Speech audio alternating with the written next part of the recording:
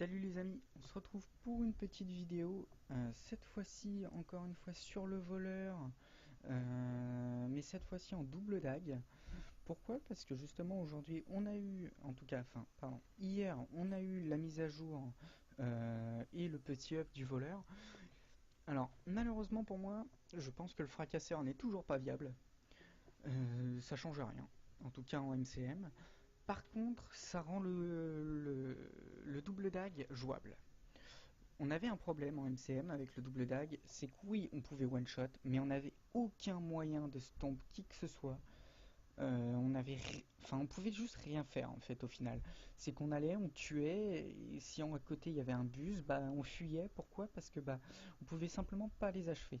Donc je vais vous présenter ce petit build que je trouve fort sympathique après l'avoir essayé. Alors au niveau de l'armure, Berserker, Rune d'érudit, voilà, on est là pour cogner. Les armes, Berserker, pareil, cachette, fermeté, on est toujours là pour cogner. Cachet d'air pour rajouter encore une fois du burst sur le premier combo, voilà, on est là vraiment pour one-shot quelqu'un, on n'est pas là pour faire semblant, hein. C'est vraiment un gros one-shot qui sort de là et c'est tout ce qui se passe. Sur l'arc, bah pareil en berserker, hein. Cachet de feu, pourquoi? Bah parce que l'arc tape en zone, donc autant profiter du cachet de feu là-dessus. Et un cachet de soif de sang pour stacker, pardon, la puissance. Donc on peut gagner 250 puissance en plus, hein, et comme on le voit, sans bouffe là, puisque la bouffe que vous avez vue c'est pour ma bouffe LT, hein, sans bouffe on est déjà à 2700 de puissance, donc si on rajoute les 250, ben, on se rapproche quasiment des 3000, et plus la bouffe, ben, on arrive à atteindre des 3100, 3200, donc c'est quand même pas mal. Au niveau des bijoux, bah pareil, du berserker, hein. On change toujours pas, c'est que du berserker. Donc ça c'est vraiment le build par excellence qui faisait, je dirais, avant la mise à jour Heart of Thorn, rager les gens, puisque bah, les gens n'avaient pas le moyen de se débattre. Maintenant ils ont le moyen de se débattre, et vous allez vite comprendre pourquoi ce build est redevenu viable. La première chose, c'est que les auto-attaques à la dague ont gagné, on va dire, très peu en puissance, juste 56% de dégâts. Voilà. C'est que les trois coups, hein, qu'on voit, donc le 832 en deux fois, le 885 et 1145, ça, avant, ça tapait 25% de ça en fait. Enfin, 75% de ça. Donc là, on a vraiment gagné un gros up. Déjà, même si vous n'arrivez pas à one shot pile le mec, bah derrière, vos auto-attaques vont faire mal. Donc le mec va très vite tomber. Ensuite, c'est dans le build. Le build, en fin de compte, ce qui se passe... Ouh, j'ai eu un petit lag, pas cool. Ok, pourquoi pas. Alors, le build, ce qui se passe, déjà pour commencer, c'est qu'on a maintenant duplicité coup critique et on a acrobatie qui va venir s'ajouter à ça. Alors on va commencer par la duplicité. Donc le larcin augmente votre initiative toujours. Cette fois-ci on va jouer avec la hâte en passif. Donc quand on va arriver derrière quelqu'un, on va avoir de la célérité pendant 6 secondes. Extrêmement important étant donné que avant on pouvait faire les achèves via la célérité. Maintenant on ne peut plus. Ça a été changé, mais c'est toujours aussi important puisque comme les SP sont devenues plus résistantes pour faire autant de dégâts qu'avant, il va nous falloir ça en fin de compte tout simplement pour réussir à tuer la personne très rapidement. C'est-à-dire qu'on va devoir faire notre combo, puis mettre nos auto-attaques et ensuite achever. Vous allez voir que c'est maintenant possible grâce encore une fois aux dégâts up de la dague et à la spécialisation acrobatie. Promptitude, donc augmente de 3 points l'initiative maximum, voilà, ça c'est toujours pratique et même nécessaire je trouve sur un voleur. Vol prodigue, larcin confère vigueur à vos alliés à proximité et à vous-même, vous supprimez des avantages à vos cibles et les conférez à vos alliés à proximité. Alors ça, c'est devenu un peu YOLO. Pourquoi? Parce que avant, je l'aurais pas pris, j'aurais pris la réduction du temps de recharge sur la russe. Mais là, maintenant que le gardien, en fait, On va voir avec le venin de basilic, mais le venin de basilic, lorsqu'on est sous venin de basilic, nos attaques ne peuvent pas être bloquées. Donc du coup, le vol ne peut pas être bloqué. Si le vol ne peut pas être bloqué, on peut voler l'égide. Si on vole l'égide, il est dans la merde. En gros, c'est ça. Ce qui se passait avant avec les gardiens, qu'on ne pouvait pas one-shot justement, puisqu'il y avait cette égide, et il nous prenait un petit peu les dégâts, il encaissait un petit peu les dégâts de la cape et la dague et autres. Donc c'était un petit peu, on va dire, emmerdant. Là, a voulu voler son égide. Donc il est dans la merde. Voilà, c'est vous. Votre venin de basilic va le stun, vous allez lui voler son égide, vous allez lui mettre le backstab, et ensuite, il est mort. Voilà, je pense que j'ai fait un résumé. Ensuite, il est mort, vous mettez 3 ou 4 autos et il meurt. Donc voilà, c'est ce qui rend, je trouve, le build jouable, de pouvoir combiner ce venin de basilic et ce vol prodigue. Ça nous aide pas mal. Ensuite, augmente les dégâts selon l'initiative, l'arsen se recharge plus vite. Alors, ça, c'est toujours bien parce que on va avoir utilisé que 6 points d'initiative. Donc on a toujours beaucoup de points d'initiative en plus avant de mettre notre one shot. Donc c'est vraiment pas mal. Larcin inflige stupeur à votre cible, réduit le temps de recharge de Larcin. Alors ça, justement, encore une fois, avant, ce point-là était très bien utilisé par tout le monde, mais ça vous empêchait de one-shot les nécros et les mesmers. Pourquoi?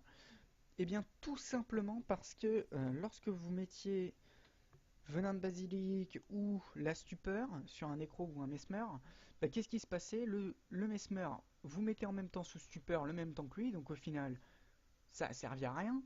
Et le nécro, vous mettez peur. Donc au final, encore une fois, ça a servi à rien. Le nécro, il se retourne. Et généralement, soit il vous cassez la gueule, ou soit vous fuyez, quoi. Enfin, il n'y avait pas 150 solutions. Là, maintenant, grâce, encore une fois, à un up dans la branche acrobatie, on va voir, ça va un peu casser les bouches. Alors, on va sauter un petit peu la branche coup critique que j'expliquerai après. D'abord, on va expliquer la branche acrobatie parce que depuis tout à l'heure, je vous en parle et je vous ai pas dit ce qui a été mis en plus dessus. Alors déjà, première chose, on prend la rapidité en esquivant. Toujours pratique sur un voleur. Plus vous êtes rapide, mieux c'est. C'est pas ce qui fait que le build est jouable, mais c'est toujours pratique. Ce trait-là est complètement cassé. Cassé. Pourquoi? C'est le nouveau trait qui a été ajouté à l'acrobatie. Vous bénéficiez de dérobade lorsque vous êtes frappé et que vous êtes en dessous d'un certain seuil de santé. 50%. En gros, 50% de votre vie, c'est 6000 points de vie. Hein, donc ça va très vite. Et le problème du voleur double dague, c'est qu'il arrivait, il mettait ses coups, boum boum, il tuait le mec, il lançait son achève, il utilisait sa foulée de l'ombre pour partir un peu plus loin pour pas être interrupt, il réactivait sa foulée de l'ombre, ça faisait l'achève, et derrière, j'ai plus rien. J'ai plus que mon refuge. Sauf que qu'est-ce qui m'empêche d'être frappé dans le refuge? Rien. Et bien maintenant, il y a le réflexe point. Pourquoi? Parce que du coup, on va se prendre des dégâts dans le refuge. On va pouvoir temporiser dans le refuge, rester en vie en fait dans le refuge pendant qu'ils nous tapent dessus, mais ça ils le savent pas. On peut prendre notre arc et se barrer ensuite. Tout simplement. Ce trait-là vous permet de one-shot des gens au milieu d'un bus. Et de faire la chef s'il l'instant 13 pas. Ce qui est juste énorme en fait. En gros, c'est un petit peu vulgaire, mais vous en battez les couilles des gens. Ce trait-là, c'est ce qui rend le double dague jouable. Voilà, c'est tout ce que j'ai à dire. La grâce féline, alors vous bénéficiez de vigueur quand vous esquivez une attaque avec succès, ça aussi c'est super bien, puisque justement en plus la vigueur a été up, on peut la stack 2 fois maintenant. Donc monter à 150% de régénération d'endurance, moi je trouve ça un peu fort quoi. Enfin, honnêtement, je devrais même pas dire un petit peu, je devrais dire trop fort. 150% d'esquive, enfin de vigueur, sur un voleur, c'est trop fort. Et vous allez voir que ça monte encore plus haut. Ça aussi, c'est ce qui vous permet de jouer ce trait-là, rendre encore une fois le double dague viable sur son one-shot. Grâce à ça, vous allez pouvoir du coup one-shot les nécros et les mesmers. Pourquoi? Parce que lorsque les gens vont vous renvoyer votre stupeur, et vous l'enlevez directement. que l'autre vous mette peur ou qu'il vous renvoie la stupeur, vous l'enlevez directement et vous récupérez toutes vos esquives. Si ça c'est pas beau honnêtement, ça veut dire que vous êtes maintenant capable d'engager sans esquive et dès que vous allez prendre un contrôle, boum, vous reprenez toutes vos esquives. C'est quand même vachement fort. Ce trait existait déjà avant, mais la branche acrobatie était trop faible dans les autres points pour que ce soit jouable. Donc voilà. Donc le up de la vigueur est un indirect up de la branche acrobatie, hein. Ça, bah encore une fois, un up sur la vigueur. Quand vous bénéficiez de vigueur, ces effets sont augmentés de 50%. Donc si on fait le calcul, on a 75 de base, plus 72,5, ce qui nous fait du 112,5 x 2, puisqu'on a deux stacks, ce qui nous fait du 225, 226, 225, 225, c'est bon, je sais compter, 225 de régénération d'endurance en plus. Sachant que de base, on est censé être à 100%, ça nous fait 325 de régénération d'endurance. Donc en gros, vous triplez votre régénération d'endurance. Si ça, c'est pas beau, je vois pas ce qui est beau dans le jeu. Honnêtement, grâce à deux esquives, vous êtes capable de tripler votre régénération d'endurance. C'est totalement broken. C'est pour ça qu'aussi, je pense que maintenant la branche acrobatie est plus forte que la branche fracasseur. Parce qu'on a beau dire que la branche fracasseur, les esquives font des dégâts, machin. Les esquives, vous les utilisez rarement pour taper, hein. Ou sinon, je suis pas au courant. Mais moi, quand j'esquive, c'est que je suis un petit peu dans la merde, que je vais me prendre un gros coup ou autre. Et c'est plus important pour moi d'esquiver que de taper en faisant mon esquive. Voilà. Surtout que ça oblige d'esquiver sur le mec et non pas d'esquiver sur le côté ou autre pour sortir des AOE ou quoi que ce soit. Donc voilà. Le dernier trait que je choisis moi sur la branche acrobatie, c'est que l'efficacité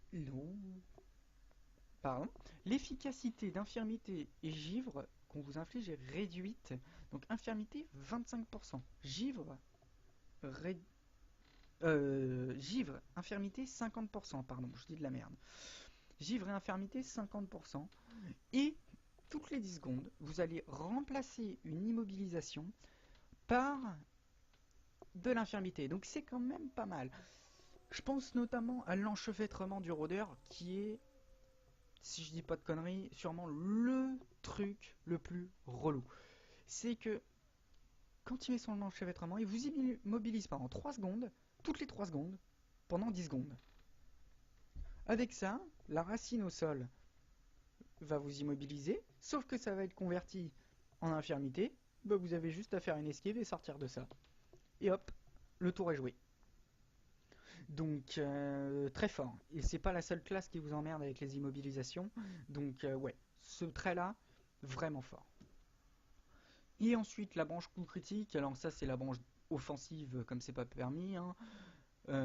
Quand vous êtes au-dessus de 90% de santé, vous avez 5% de chance de crit en plus. Vous faites 7% de dégâts supplémentaires lorsque vous êtes en au-dessus de 90% de santé sur les coups critiques. Mais bon, vous allez voir que vous allez faire que ça au final.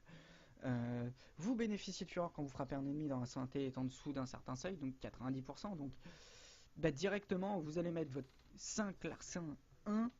Le 5 va faire proc la fureur. Et le larcin, bah, il va la prendre en fait. Enfin, je me suis mal exprimé, pardon. Le 5 va faire tomber le mec en dessous de 90%. Le 1, ensuite le backstab, va déclencher la fureur. Donc, vos prochaines auto-attaques, vous êtes quasiment sûr d'avoir que des coups critiques.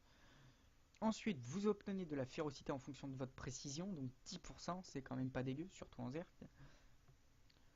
Les dégâts critiques vous infligez aux ennemis dont la santé est en dessous de 50% de santé sont augmentés de 10%, donc c'est quand même pas dégueu non plus. Ça fait encore des dégâts, hein. C'est voilà, c'est qu'après votre backstab, après votre backstab, les auto-attaques vont vraiment arracher les gens, hein. C'est voilà, pendant que le mec sera stun, donc ça va être très fort. Et là, alors celui-là, il n'est pas obligatoire. On peut prendre ça, le pas de quartier, qui va augmenter de 250 points votre férocité lorsque vous êtes sous fureur. Mais pourquoi je prends ça. Parce que tout simplement, le backstab, je veux à tout prix que ce soit un coup critique, quoi. J'ai beau monter à 80% de chance de crit, 80%, c'est pas 100%. Problème, c'est que là, lorsque vous êtes invisible, votre prochain coup sera forcément un coup critique. Et du coup, le backstab, forcément un coup critique. Et un backstab qui fait un coup critique, ça arrache la tête, tout simplement. Hein, voilà, ça arrache la tête. Donc voilà, c'est pour ça que je privilégie celui-là. Vous pouvez mettre celui du haut si vous vous en sentez chaud à 80%, mais il faut savoir que si le backstab passe pas en coup critique, le mec va se retourner et vous mettre une belle raclée, donc ce sera pas cool. Voilà. Parce que c'est vraiment un build all-in, hein. Il n'y a pas de j'y vais, après je peux tenir, je peux temporiser. Non, là c'est vous y allez, vous mettez tout. S'il est pas mort, barrez-vous. Barrez-vous le plus loin possible. Sinon vous allez mourir. C'est voilà. Vous pouvez pas faire de duel avec ça.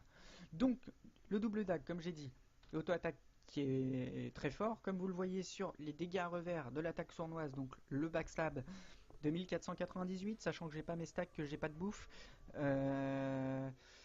Mettez un crit là-dessus. Si vous avez activé votre signe de l'assassin, un mec en zerk va se prendre un petit 16k, un mec qui a de la robuste va se prendre un petit 12k.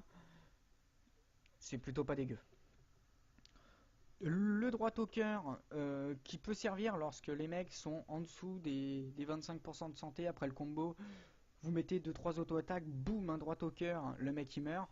En aucun cas, vous devez spam ce droit au cœur. Ça n'existe pas. Le droit au cœur, c'est juste fait pour achever un mec. Votre auto-attaque avec le up qu'elle a subi, déjà que c'était le cas avant, mais avec le up qu'elle a subi, fera juste plus mal en fait. Parce qu'on le voit, un mec qui est au-dessus de 50% de santé, c'est 1041. C'est autant que les auto-attaques. Un mec qui est en dessous de 50, c'est 1561. 3 quarts cette fois de charge. On voit pas malheureusement le premier, mais c'est un quart de seconde, donc un quart de seconde plus, un quart de seconde plus pendant ce quart de seconde encore 885, vous êtes quand même en un quart de seconde à 2400 points de dégâts, en une demi-seconde à 3000 points de dégâts au total, 3500 points de dégâts en une demi-seconde, les gens, c'est voilà. Vous voyez, c'est ça, hein. Ça, c'est 3000 points de dégâts, hein, sans crit, hein. Bon, vous me ferez le plaisir de ne pas spam vote 2 n'importe comment. Et lorsqu'ils sont en dessous de 25%, l'avantage de mettre ça, c'est que le droit au cœur, c'est que les gens, même si vous allez taper plus fort avec vos auto-attaques, s'ils reculent, vous risquez de rater des auto-attaques. Alors que le droit au cœur, c'est un finisher. Il va sauter le voleur et boum, il va mettre le coup, quoi. Il va pas réfléchir, il va sauter et mettre un coup. Terminé. Le 3 il vous sert strictement à rien. Voilà. Pour moi, il sert à rien. Il fait une esquive d'une demi-seconde, il fait pas mal. Une demi-seconde de cast, il sert à rien. Voilà. Vous aurez avec ce build suffisamment d'esquive pour vous en passer. Le 4 peut être bien justement pour rattraper une cible. Je pense notamment à des classes qui ont des TP, dans le principe où vous allez l'instant, et le mec il a vraiment peu de HP, et hop il se TP. Bah là, avec ça, vous pouvez le ralentir sans gâcher votre foulée de l'ombre, et le rattraper tranquillement, et derrière, s'il a plus de points de vie, mettre le droit au cœur pour rattraper le mec et le tuer, une fois qu'il est sous infirmité. Donc voilà. La cape et la dague fait partie du combo. Vous poignardez l'ennemi dans le dos, vous allez donc vous rendre fufu, pouvoir mettre le backstab et surtout vous lui avez mis 5 stacks de vulné, donc c'est très fort. Je vais vous montrer le combo après. Le repli, alors le repli, pourquoi le repli Parce que le heal qui a le moins de cooldown, il a été up en plus, donc il heal encore plus qu'avant, 4766, 18 secondes de cooldown et fait une esquive, pardon, 3 quarts de seconde et personne ne peut vous l'interrupt. C'est ça qui est fort aussi. C'est que quand vous le lancez, vous êtes en esquive, donc obligatoirement on ne peut pas vous taper, et c'est un sort qui se caste instantanément. Donc peu importe quand vous le lancez, il partira, sauf si vous êtes stun, bien entendu. En plus de ça, il dissipe immobilisation, givre et infirmité, ce qui est vraiment cool. La foulée de l'ombre connue, double Briston, qui peut se permettre de se TP sur 1200 de portée, hein, qui va, quand vous l'activez, vous dissiper 3 altés en plus et vous faire revenir à votre position de départ. Alors, position de départ, oui, mais faux. Je vous montre. Putain, PC freeze, c'est horrible. Ok. Donc, en gros, si je me mets le plus loin possible, d'accord. Voilà. Je me mets là. Ma marque, si je m'avance, elle sera décalée. Vous voyez, j'étais pas là. Pourquoi? Parce que c'est 1200 de portée en arrière aussi. C'est pas exactement le, la marque. C'est sur la marque. Quand on est à portée, donc que vous soyez à 1200 de portée ou à 52 portée de la marque, vous reviendrez sur votre marque. Par contre, si vous êtes plus loin, vous reviendrez au point le plus proche de la marque par rapport à vous où vous êtes à 1200 de portée. Donc voilà. Euh, le signe de l'assassin qui augmente la puissance en passif, ce qui est vraiment bien, qui inflige 15% de dégâts en plus lorsque vous l'activez. Sur le combo, il peut être très puissant. Pas forcément obligé de l'utiliser tout le temps, mais de temps en temps, quand vous n'êtes pas sûr de one-shot le mec, ça fait toujours plaisir. Notamment un gardien, activez-le. Voilà. Le refuge ombreux, grand classique, hein, qui vous permet de vous soigner un petit peu, 1775, qui vous rend invisible pendant 2 plombes, exactement 12 secondes là. Voilà, c'est bien. Bah, toujours pratique et il marchera très bien du coup avec le fameux trait qui vous rendra invulnérable pendant 50 pendant 2 secondes lorsque vous êtes à 50% de votre vie.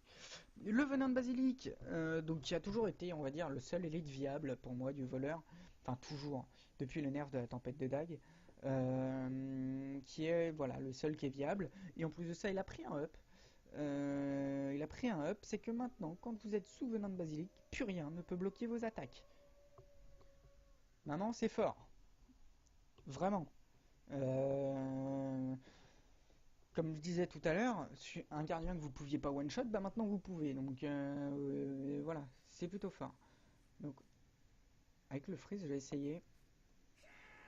Alors je suis vraiment désolé d'avoir du freeze comme ça, je ne sais pas d'où ça vient. Alors, c'est bien, mon écran n'a rien vu.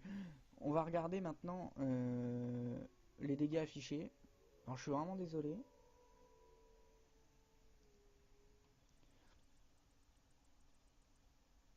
Voilà, donc là, sans stack, hein, sans bouffe, rien. J'ai mis 3000 avec la cape et la dague. Pourquoi affront sauvage?